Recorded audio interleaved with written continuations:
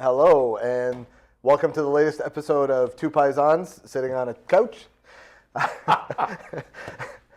Welcome to the latest episode of Let's Get Savvy. I am Vince Gualiano from SAVI Real Estate Group. I am pleased to be joined by Eric Spada from Mission 35, and we have been having a good laugh here, so bear with us if we break out into some laughter. But not song and dance? No song and dance. Hello, my lady. So again, thank you for joining us today and taking the time out of your day to watch our video here. Sometimes we come up with some very good information for you. Sometimes we just talk about stuff. But if we are entertaining you, that's good. Eric, again, thank you for joining us today. Always a pleasure. We changed the setup. You know, I believe today would have been our 23rd episode of Let's Get Savvy. We figured, you know what, we got someone else on other than just one of our lovely agents from our team. So we'll switch it up and we go with a different set, change it up. And yeah, so Eric, what's new? What brings you to the chair today? The blue BMO chair. The blue BMO chair. Well, oddly enough, we had a BMO meeting today. Oh. What brings me to the chair? Well, you know, obviously you asked me, so that's a good start. That's a good start. I said yes. Yes. No, you know what? What's new? Well, obviously, you know, my side of the business deals with numbers and values and mortgages and whatnot, and we're finding that everything is trending still in a positive direction from our side of the lens. You're going to have challenges. Doesn't really matter where, but we're not seeing the hurdles as big as what we did maybe 8, 12, 15 months ago. Right? We're seeing good positive activity. Yeah. You know, when you look at all the facets, we can get really boring and we could talk about rates, but I feel as though specifically in the last 3-4 months, rate it's dropped from like the number 1 position of talking point to maybe the number 3 or number 4. That's good. It for the longest time, it was just rates. And I know we brought it up on the show before. Half of the time, the buyers and sellers, mostly buyers, but they don't even realize what that rate change means and how it affects them. It was always just the constant talk of, the rates and the rates and the rates, because they just thought it was an immediate impact to them. But I'm glad we're not going to talk about that because it's mostly boring. Yeah, well, listen, I think in our industry, I think we can all agree the media does a really good job of making it seem so bad. Yeah. You're doing yourself a disservice if you don't reach out and talk to a professional and get a good positive. And when I say positive, I don't mean like the vibe. I mean a good positioning, a good understanding, data points, etc. You know, if you just sit there on social and you scroll through it and you watch CHCH, no disrespect, or City TV or whatever it may be. Yeah. You know, you can find yourself in a hole. Getting sucked further into the doom and gloom of what's going on. Reality is it's not 21, 22, 23. That's just the reality. Right? And so that's not coming back. No, it's not. But here's the thing is, as professionals and as potential buyers and sellers, you have to recognize that it's not 21, 22. Yeah. And as soon as you do that, then you start to realize it's actually not too far off of what it was pre-COVID. Right. So are we all doom and gloom? No, we're just not in the heyday anymore. And that was a false pretense. Yeah. Right? Yeah. It took a global pandemic to create that. Hey, apparently measles is on the rise. Oh, okay. I haven't had my shots. I guess I'm getting shingles. So I don't know. Not to play. I thought we said no doom and gloom. Yeah, no, not to play. I don't want to bring any of that. But okay, so yes, there was a rate drop. Yep. I mean, we can talk about that quick, but on your side, who are you seeing? Who's active right now? Who's buying? Is it first-time home buyers? A lot of resale? What are you seeing? So in my world, our files are roughly about 60% of the files last year and year to date. So it's been constant, are purchases.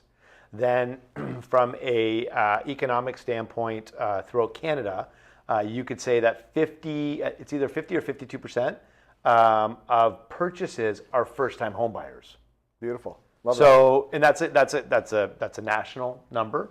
But I mean, that tells me a few things. It tells me that people are starting to realize that we're in the norm. Okay, so we are resetting our expectations, and the fear factor is drastically dropped. Right. Which is great. I mean, nothing better than telling a first-time home buyer, you can afford this, you can do this, it meets your cash flow needs, et cetera, and making it happen for them. Yeah. So, and they're all excited, right? And you know, we're seeing that first-time home buyer.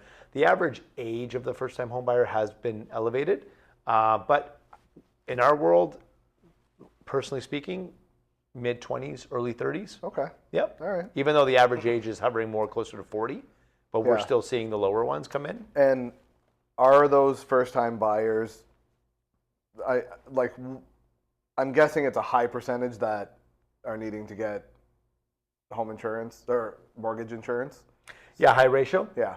Yeah, I mean, the reality is with a high ratio insured mortgage, you are getting the best rates out there, regardless of the CMHC fee and all that stuff. But yeah, a lot of them are. But you know, I've done quite a few that they have the 20 points. Oh, nice. Good for Yeah, them. they've been saving. They have the money. Away we go, right? Yeah. So it is a mixed match. I can't really pinpoint directly which one is winning, but I'm just happy to see that people are getting off the bench and putting the fears aside and understanding that paying $2,800 a month in rent or paying, mortgage, property tax, utilities at $3,200 a month, while it is $400 a month more in shelter costs, you're actually putting value back into your pocket. That's right, and they're starting to recognize that. And I think people are becoming more comfortable with that. And when you're doing cash flow analysis and when you're talking about, hey, do you want to have a kid soon? Well, that's, diapers are this much money. When you start drilling it down and you get people to understand the numbers of it and what it means from a budget perspective, they're making the moves. Yeah. They are. And it's really refreshing. Yeah. Yep. Excellent. And are there any other trends in terms of people that are applying? Like, are you noticing, newcomers to Canada as first-time home buyers? Are these young people? Are they coming from out of province? What are we? I haven't personally seen a lot of out-of-province action happen where people are coming back from, like, say, Alberta or whatever the case may be. But personally speaking, when I see that interprovincial movement, I think that's more politically driven. I want to be in a blue province versus a red province or vice versa. Yeah, that's fair. But no, honestly, there's where they're coming from.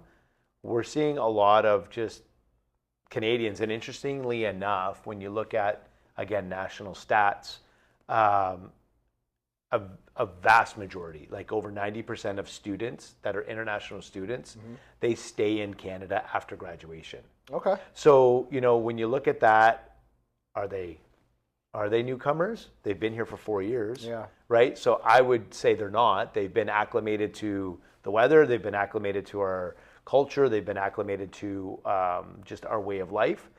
So I would argue that point that they're newcomers. Yeah. Now, might they have an accent? Sure, but they're not brand new. Like, I can't remember. Your parents off the boat? One is. Yeah, so there you go. My parents were off the boat as well. So, they're not that anymore, right? Okay. They're not like straight off the boat trying to find work and whatever. Right. Yeah, I always found it interesting when they made the rule that you could not be a buyer unless you're a Canadian citizen. Obviously, there's a couple of other reasons why you could, but I feel like at the time, the decision made sense.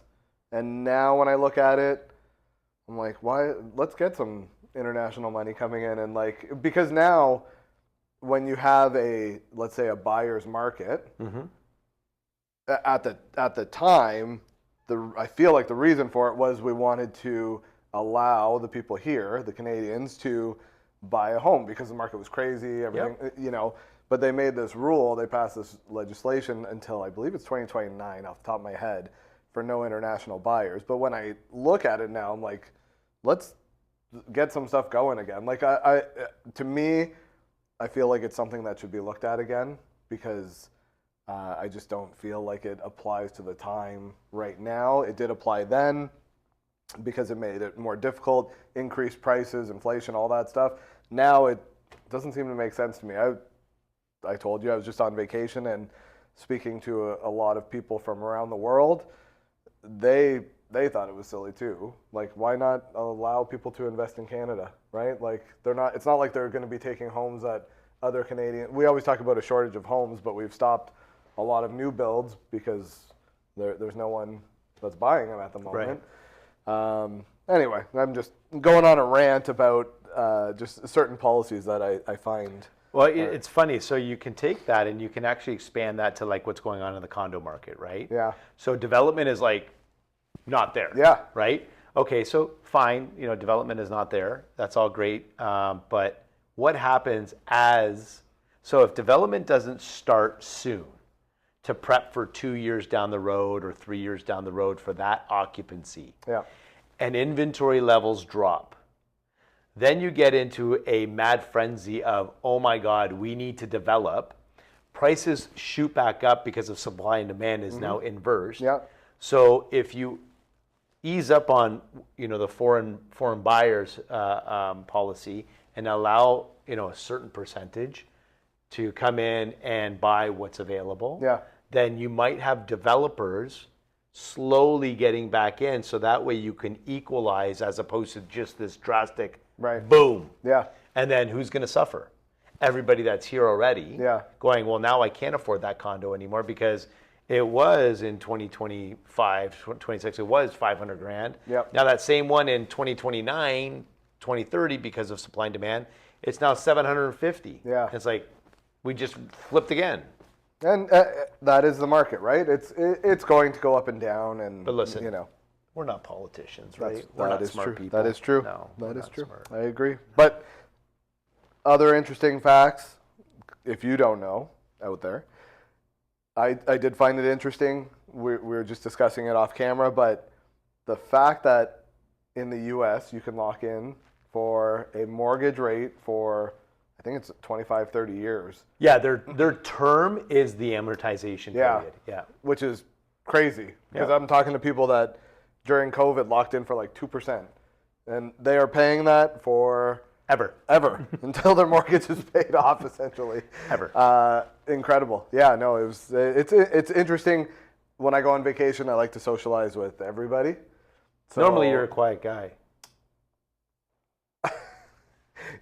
You say that jokingly, but people usually are like, "Oh, you're pretty laid back and quiet." But I like to talk. So I'm socializing with everybody at the pool, but I want to know what's going on. What else is going on around the world? I don't like to be, not knowing what else is happening outside of our bubble. But there's some very interesting takes on real estate. It's one of those professions where when you say you're in real estate, everybody kind of wants to talk about it. So I found that fun. Doesn't happen when you say you're in mortgages.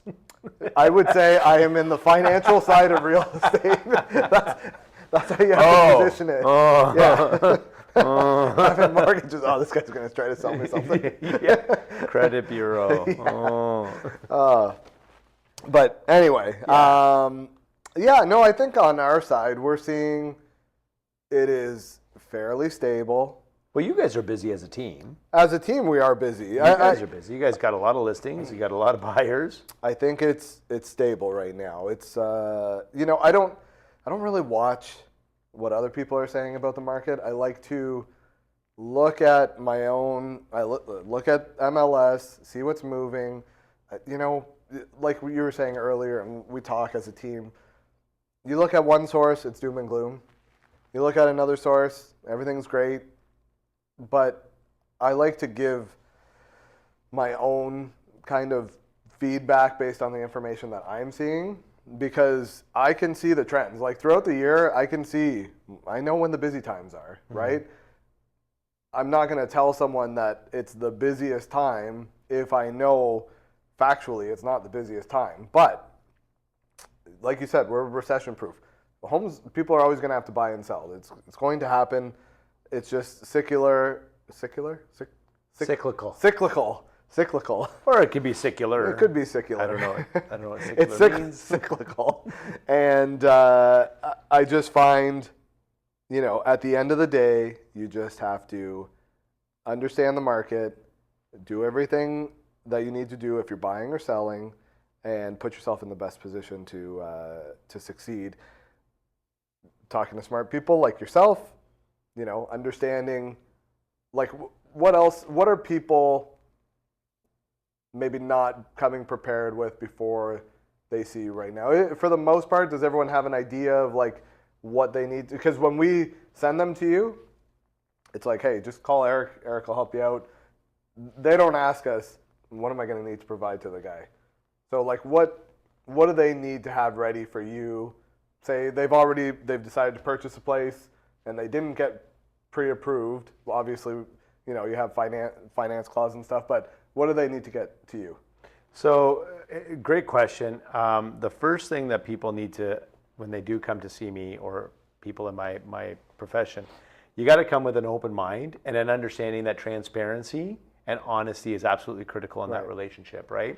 So when you ask somebody a question, right, like, like what's your income or whatever the case may be, make sure that that's true, right? So, because we're going to ask you for letters of employment.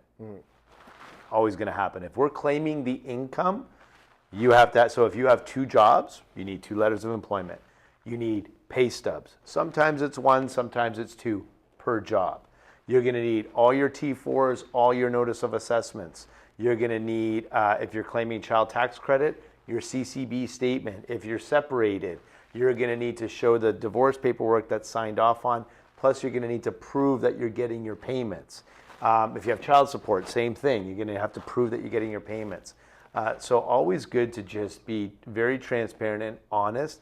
And I can tell you that, and I'm sure on your side of the business, there's a phenomenal amount of great realtors, and then there's a couple, that are just whatever, right? Yeah. There's a phenomenal amount of mortgage advisors out there in the broker channel. And then there's a couple that are, they're there, right? And that's no disrespect. Just know that whatever your situation is, a good mortgage broker is not going to judge you. Your situation's your situations. Our job is to advise you on what the best options are for you, and to look at you like we're a financial advisor in the real estate world, and go, this does not meet your objectives, right? Like it doesn't. Oh, you want to have a kid, you want to grow your family, you want to do this, you want to do that. Well, you're going to be house poor, and you're not going to be able to do all that stuff. And if by accident you get pregnant, you're not going to be able to afford it. Oops. Right? Oopsies. So, like when you come to us, just be prepared that you're going to hopefully have good, transparent, lengthy, detailed conversations. I did, yeah. I remember we've had multiple conversations, but one of the things that I loved where I felt we, aligned in our businesses is what you said just now. Your approach, you want to obviously understand the full picture and help put someone in the best position. So it's not just trying to get someone on a mortgage. The mortgage is the end result. Honestly, that is so far down the path, because if you're not starting the conversation the right way, nothing else matters. Yeah. Like really, if we're not asking good, deep conversations, I just had first time home buyers, newlywed-ish, married about a year, having the conversation with them, and the husband leans over and says something in her ear, and she's like, "Oh, if you want," and I'm like, "What?" He's like, and this is the second call, right? Yeah. So the first call, nothing was said, nothing. He's like, "Well, we're pregnant." Oh, nice. And I'm like, "Okay, so now we got to factor in diapers, and like this is the cost, and this is this, and this is that, and I haphazardly, jokingly look at the wife, and I'm like, "You don't come from twins, do you? Like, there's no twins in your family. Like, do we need to allocate more money?" But you got to be prepared to do that. And there are a ton of people out there that are just rate sensitive people. They don't want to. I always tell my clients, I'm like, listen, I'm going to be like this, and if this is not good for you, then maybe we're not going to work well together. Right. You may say, I don't need another best friend. I have too many friends as it is. I just want the best rate. I'm going to point you to the right direction. Have at it, because I want to be your friend. Yeah. And I have all the clients that I have, God bless, they call me after funding. They ask me questions. They ask for clarification. Can we do this? So like, I am their real estate financial advisor, and it's post-close. And that at Mission 35, that's kind of what we try to do. Yeah. Every single one of us. So, it's really critical for us, because otherwise we can't align the solution to your goals. We can't properly direct you, and we can't protect you. Yeah. So. No, I completely agree. I think that when we talk about being their friend, like you had just mentioned, I think, one line that I use often is, don't, like in real estate, commission's always a big thing, right? It's like such a taboo thing that people don't want to talk about it, but it's business. It's our jobs. I often will say to people, do not choose me based on the rate. Okay? Like half the time I won't even tell them what rate we're going to be doing until they decide that they want to work with us, because I always want someone to choose to work with us based on the job that we're going to do. Like, if you're looking at two people and it's, oh, I'm going to choose this person because their rate is lower, well, like, that'd be like choosing a cheaper car over a more expensive one, but still expecting all of the luxuries of the more expensive car.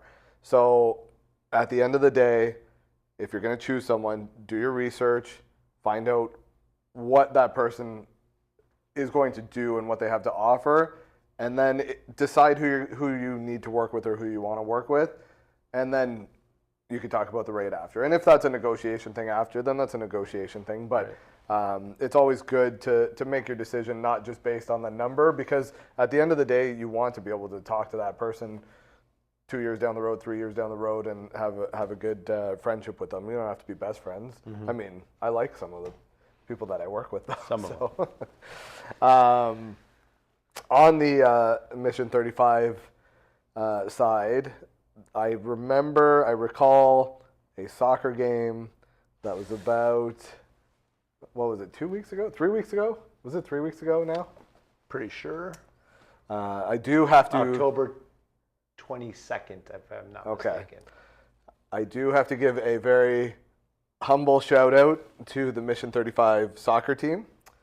And Mr. Eric Spada for pitching a shutout.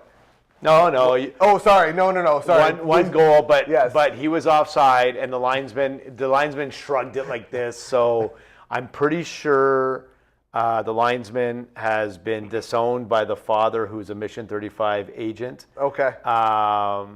So I'm sure Adrian's kind of like floating now in the abyss somewhere, trying to find a new home. But yeah, since you have no idea what we're talking about, it was Mission 35, and is it Brian who arranged? So Joe Gianola. Joe, okay. Yeah, Big Joe. Give Joe proper credit for arranging a fantastic charity soccer game. We got to play at Hamilton Stadium. Hamilton Stadium. Plays, yeah. It was a ton of fun. Full field too. I looked like I knew how to play soccer, which was very important to me. And like, people were asking, how long have you played soccer for? And I told them I haven't played since high school. So they brought a ringer. So I do have to say, what's her name? Who is the McKenna Williamson. Yeah, like, hey, McKenna, if you're watching, you. Okay, but hold on. Did McKenna score a goal? McKenna was the energy of your team. She almost took my face off on one play when she ran by me. Did you see that she got decked, though? That was the start of the fall. Who was it that? Deep. Yep. Yeah, I think we almost threw gloves off. Like, it was going to be a bench brawl. It was, yeah. When Deep took her down on the sideline, we were like, We're like, But she got back up and she's who like, told him to do that? Yeah. So note to everyone out there in soccer, you cannot tackle someone in the box because Or at all. Or no, you can, but in the box you get a penalty shot. And then they scored. It was 1-0. That was second half, right? That was second half. Second half. So it was 0-0 going into halftime. Yeah. Second half, they score on a penalty shot. Thanks, Deep. And then you guys got one more. Yeah, it ended up being 3-1. I mean, well, big deal. The third one was like an empty netter. Was that Jerry that got that last one? Yeah. Yeah. Hey, Jerry, you played great too.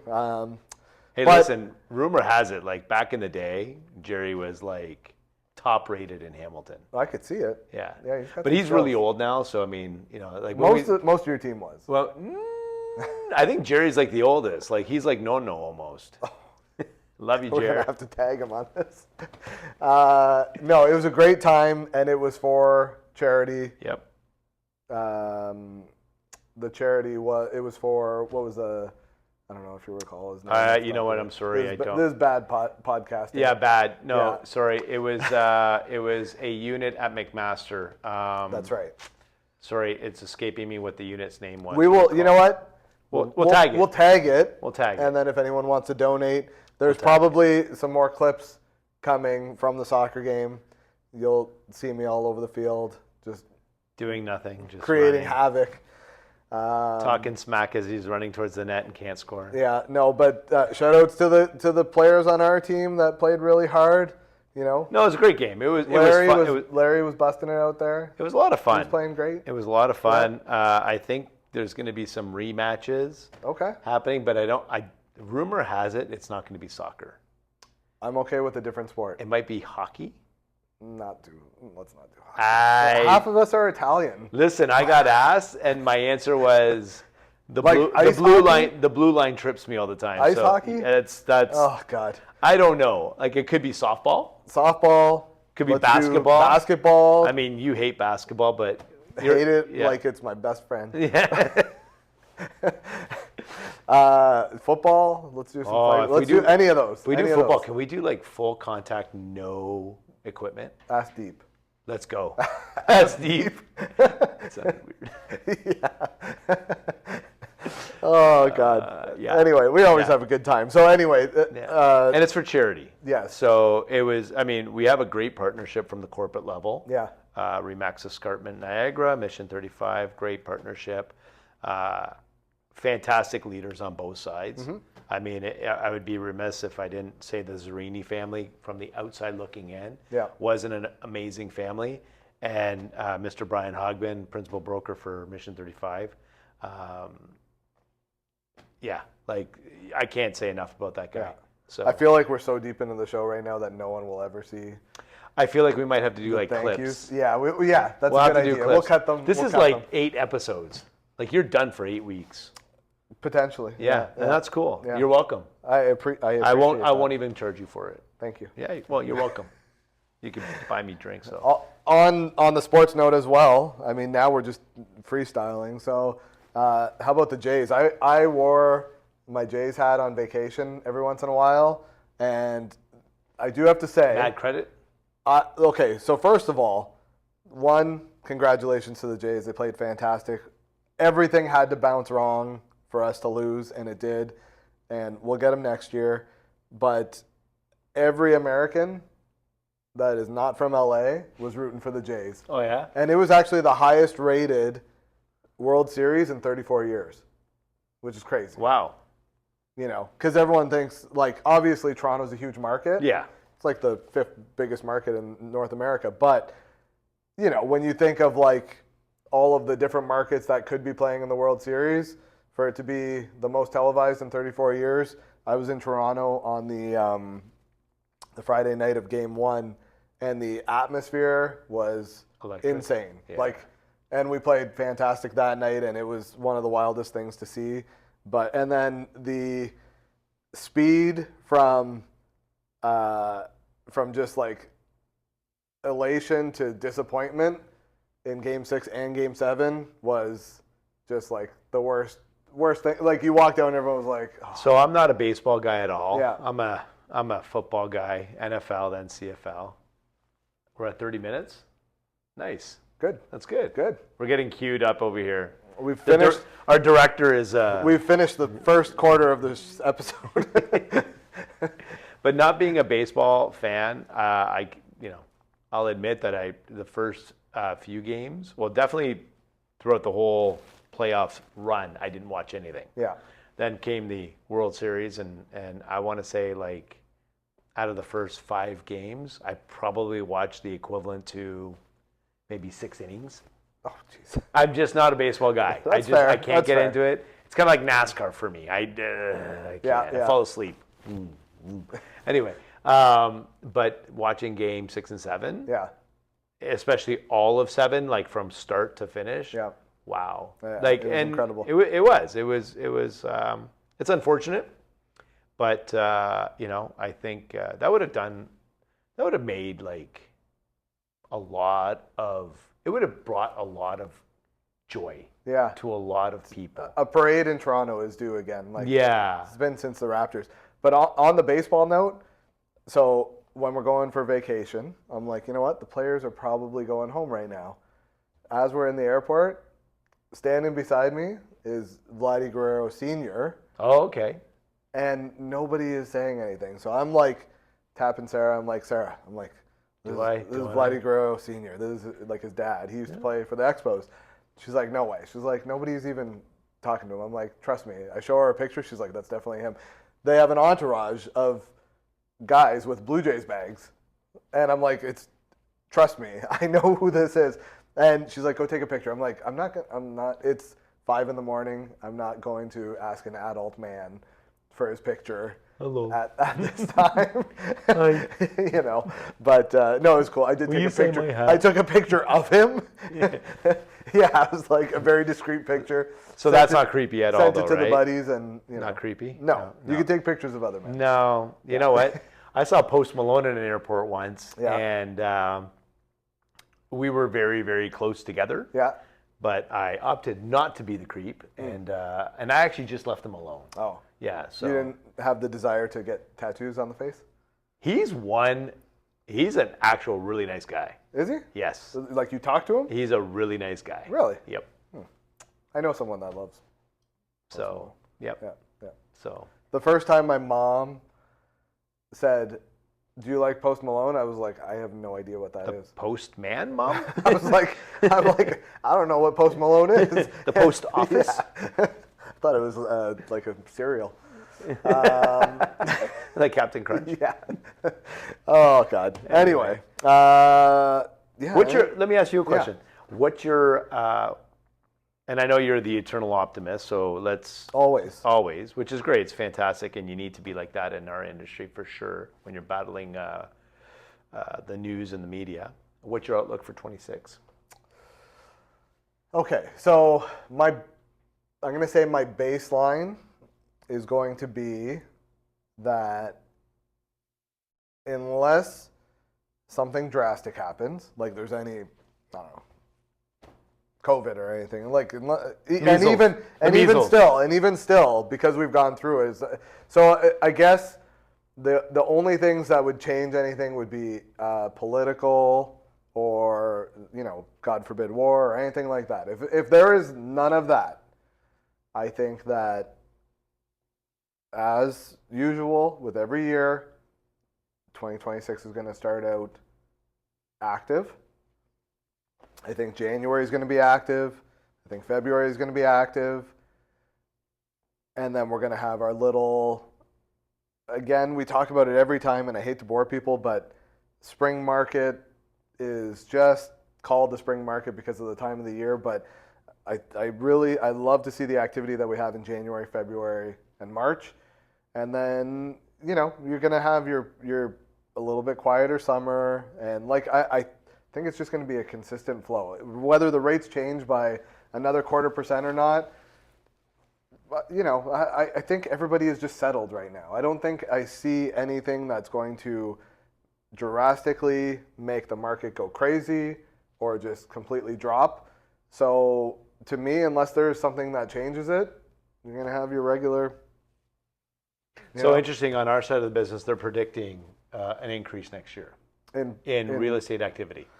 So not massive, but if we're talking about just like from this year, then overall, then yes, I could see a little bit more activity than this year. There's like when you net it out.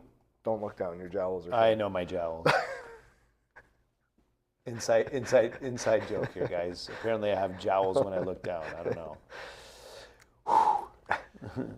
So, just from a perspective, housing resales are expected to have a plus 10% growth in 2026. Okay. However, we did have a decline in 25. Yeah. So the net year-over-year growth is projected to be a little over 2%. Right, in resale activity, which is fantastic. The average price is expected to grow about 3%. So the values are going to go up, the activity is going to go up, shelter costs are down. So in the end, I've been saying it since Jan 1 that I think this year was going to be a great year, and it has been, in my perspective.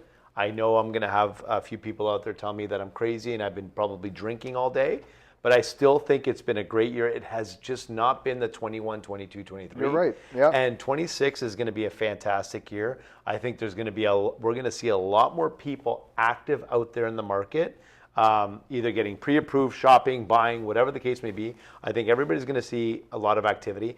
And if you are doing all the little things that you need to do, whether it's a realtor or a mortgage advisor, you are going to be on a really big wave. Yeah. And I believe that. And if you are just sitting back doing the same old, because you've been doing it 20 years, well, guess what? Your results will be the same old.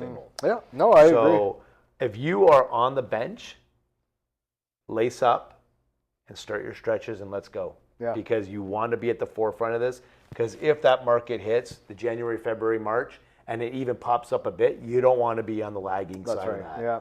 Because whatever inventory is left out there that may fit your world, you may miss out. Yeah. So get going, get your stretches, and I'm really looking forward to 26. That's good. I love it. I love you. Like you said, I'm Mr. Optimism all the time, and for me, it's for the most part you control, 90% of the stuff that happens in your circle in your life. So, you got to make the best of it. Right? So it's Tony Robbins, and I'm going to paraphrase. It's my guy. I'm going to paraphrase it. It's.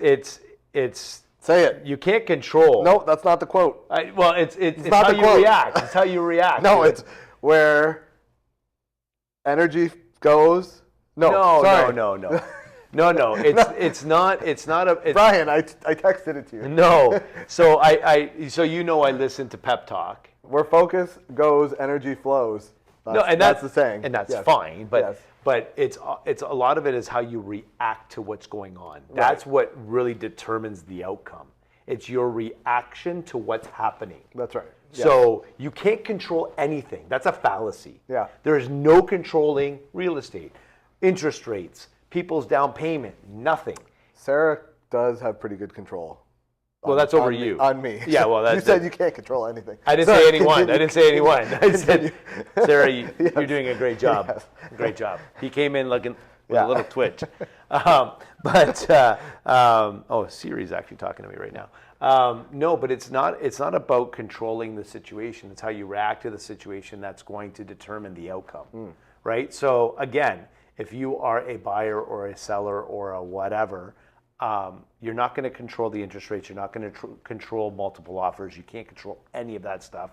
It's a fallacy. Nothing is controllable. So how you react is going to determine how positive of an outcome you have. And if you are not going to react, you are absolutely not going to achieve anywhere near the outcome you want. That's right. Yeah. You know what I mean? And it's funny because my team, I do these little things, and I asked the guys a question the other day. I said, finish the sentence for me. Practice makes Better. Progress. Progress. I like it. Not perfect. The only thing perfect in your world, your personal world, is the God in which you serve. Yeah. That's the only perfect person or perfect thing. Hallelujah. You know what I mean? It makes progress, right? Consistency does not. I actually feel like I agree. It used to be practice makes perfect, and then what you just said.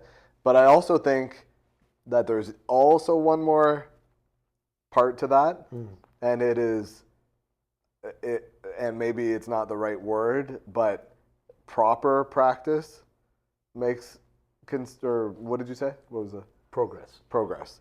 Because you could practice something wrong all day long. Sure. So, But at least you're practicing. Practice being terrible. And consistency. You heard it here first. And consistency does not guarantee success. But I can guarantee you that not being consistent will not make you successful. I agree. So I do agree. I love Pep Talk. Pep Talk. Download it. Buy the app. He sends it to me in the morning, and it gets me going. It's what gets the people going. That's it. So anyway, I digress. But yeah. Okay. Well, thank you for joining us for what felt like 5 minutes, but 12 hours. But it was definitely longer. There's going to be a disclaimer at the bottom. Yeah. Sit tight, buckle up, get your popcorn. It's a full feature movie here. Because it has been a month, obviously we've touched on some older stuff, but I should not forget. Thank you to all of the veterans out there.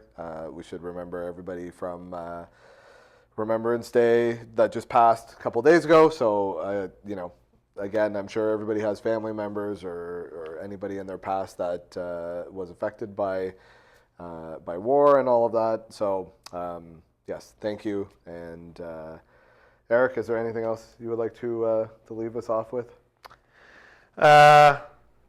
No, you know what? Just thank you for having me on. I always like coming on, like talking to you, like talking to the team, and I look forward to making all your real estate dreams come true. Jiminy Cricket. That's no. I actually we've joked about it before, but I think we need to turn this into a more consistent podcast or episode. Yeah, Spagoo. Okay. Coming after you, Golfy. Thank you again for joining us today on this very special edition of Let's Get Savvy with Eric Spada from Mission 35 and myself, Vince Guiliano from SAVI Real Estate Group. If you have any questions, feel free to DM us or give us a call, send us a message. We'll put some links on the post here. Everybody have a fantastic day. Thank you.